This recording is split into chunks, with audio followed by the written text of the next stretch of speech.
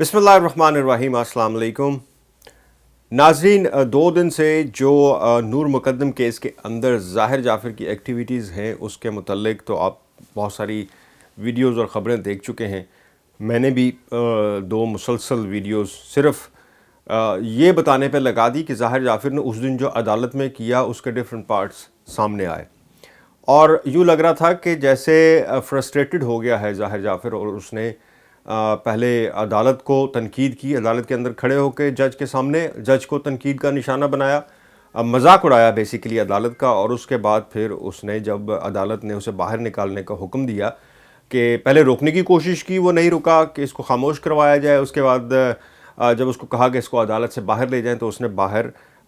Police والوں کے ساتھ بدتمیزی کی، پولیس والوں کے گریبان پکڑے، ان سے ہاتھا پائی کی، اور اس کے بعد اس کو گھسیٹتے ہوئے پولیس اہلکار واپس بخشی خانہ اور اس کے بعد جیل لے گئے۔ عدالت نے آج یعنی گزشتہ روز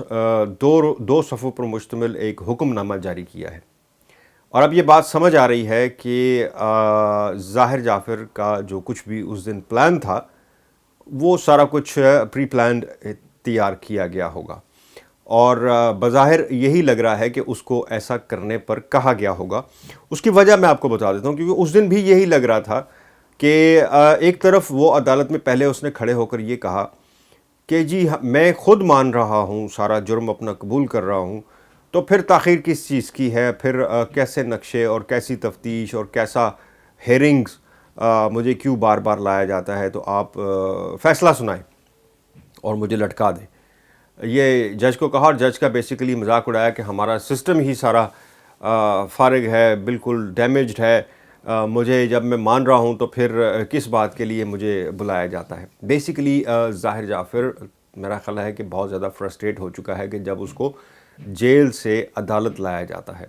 چونکہ باقی کیسز کی ٹرائل جو ہیں وہ تھوڑا سلو ہوتے ہیں، اور اس میں مہینے میں ایک آدھ دفعہ یا 2 مہینے میں ایک آدھ دفعہ ملزمان کو جیل سے عدالت تک لایا جاتا ہے، لیکن ظاہر جعفر کا چونکہ کیس سپیڈی ٹرائل میں چل رہا ہے، اس لیے اس کو مہینے میں 3-4 بار تو عدالت آنا پڑتا ہے، اور کافی تکلیف دہ مراحل ہوتے ہیں جیل سے بخشی خانہ، یعنی اسلام آباد کی جو بخشی خانہ وہاں تک اور پھر کورٹ تک کافی تکلیف دہ مراحل سے گزرنا پڑتا ہے۔ جیل بس میں آنا، اس کے بعد بخشی خانہ، پتہ نہیں آپ لوگوں میں سے کتنے لوگوں نے بخشی خانہ دیکھا ہوگا، بہت بری حالت ہوتی ہے بخشی خانے کی۔ بھینسوں اور جو ہوتے ہیں نا ریوڑ، جس طرح وہ بھیڑیں اکثر آپ نے دیکھا ہوگا کہ بند کی ہوتی ہیں، اس طرح بہت برے حالات میں قیدیوں کو اس بخشی خانے میں رکھا جاتا ہے۔ ظاہر ہے لاڈلا بچہ تھا، کھاتے پیتے گھرانے سے تھا، اس نے ایسا تو کبھی سوچا بھی نہیں ہوگا کہ جس حال میں اس کو وین میں بیٹھ کے اور ہتھکڑیاں لگا کے پھر اس کے بعد بخشی خانے میں زمین پہ بٹھا کے، اور بخشی خانے میں ایک چھوٹے سے کمرے میں تقریباً 400-500 قیدی سم ٹائم بٹھائے جاتے ہیں، ہوتے ہیں جو بیٹھنے کی جگہ بلکہ کھڑے ہونے کی جگہ بھی نہیں ہوتی۔ یہ سارا ڈرامہ کرنے کی وجہ اب یہ سامنے آئی ہے، جو آج حکم نامہ یعنی گزشتہ روز جو جاری ہوا ہے اس کے مطابق عدالت نے یہ کہا ہے کہ اس کو ڈسپلن کیا جائے،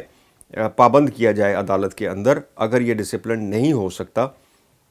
تو پھر ہماری مجبوری ہوگی کہ ہم اس کو ویڈیو لنک کے ذریعے اس کو شامل کیا کریں ہیرنگ کے اندر۔ اب وہ ویڈیو لنک کے ذریعے ہیرنگ کا مطلب یہ ہے کہ یہ جیل میں ہی رہے گا،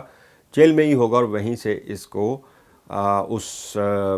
ہیرنگ کے دوران یہ ہوگا، اور پھر وہیں سے جیل میں ہی یعنی وہ سماعت۔ یہ بہت بڑے بڑے کیسز میں ہوتا ہے، اور اگر کسی کو یاد ہو، میں نے یہ بات بہت عرصہ پہلے تقریباً 2 مہینے پہلے یہ کہا تھا کہ یوں لگ رہا ہے ان کی ایکٹیویٹیز سے، اس کی حرکتوں سے، جب اس نے جیل پہ اپنے ساتھی قیدیوں پر بھی حملہ کیا تھا، کہ اس کو بالکل آئسولیٹ کر دیا جائے، اور یہ ایسے حالات پیدا کر رہا ہے کہ اس کو جیل سے نہ نکالا جائے، عدالت تک نہ لے جایا جائے، اور اس کو یا ہاسپٹل منتقل کر دیا جائے جیل سے۔ آج کا جو سامنے تحریری حکم نامہ جو عدالت کا آیا ہے، اس کے مطابق یہی کہا گیا ہے کہ اگر یہ ڈسپلن نہ ہوا تو پھر ہم مجبور ہوں گے کہ اس کو ویڈیو لنک کے ذریعے ہیرنگ میں شامل کریں۔ لیکن یہ کوئی بتا دوں کہ یہ کوئی اس پر کوئی اس پر سزا نہیں ہوگی، یہ بلکہ اس پر مہربانی ہوگی۔ جن حالات سے یہ گزر رہا ہے یہ اس سے بچ جائے گا، جو اس کو تکلیفیں برداشت کرنی پڑتی ہیں آنے جانے میں، اس کو بھی پتہ چلے کہ اتنا بڑا جرم کرنے کے بعد زندگی کیسی ہوتی ہے اور ایک عام آدمی اور ایک مجرم کی زندگی کیسے گزارنی پڑتی ہے سزا کے طور پر۔ باقی رہ گیا جو اس پر الگ مقدمہ درج کیا تھا پولیس نے، اس کے لیے عدالت نے مزید جو گواہان ہیں اس دن جو کچھ بھی ہوا ان کو بھی ہیرنگ کا حصہ بنا دیا ہے، اور نیکسٹ ہیرنگ پہ اس پر بھی جج جو ہیں، جج وہی ہیں عطار ربانی، اور اگلی پیشی پر یہ ہوگا کہ اس پر بھی جو اس نے اس دن کیا اور جو پولیس نے ایف آئی آر درج کی ہے اس پر بھی اجرا کی جائے گی۔ شکریہ۔